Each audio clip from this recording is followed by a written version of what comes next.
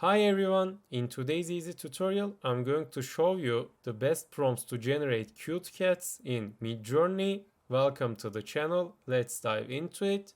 So on your Discord homepage select a server with a Midjourney bot on it and let's start with our command /imagine and let's hit enter.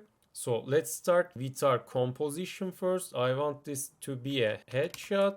So if you want to generate cute cats, try to use adjectives that resembles the word cute. So I'm going to add some adjectives here and let me add my final adjective. And here let's write down our object, and our object will be a Persian cat, but you can just write down a cat here.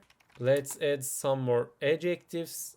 Lots of fur, and I want this image to be photorealistic, so I'm going to use some keywords. Finally Octane render, and let's hit enter and see what it's going to be look like. And here's our cat, and as you can see, those are looking so cute, except the third one, but it looks cute in its own way. So this is how to create cute cats in Midjourney. If you found this video helpful, tap the like and subscribe buttons to help others to find this video as well. Thank you for watching.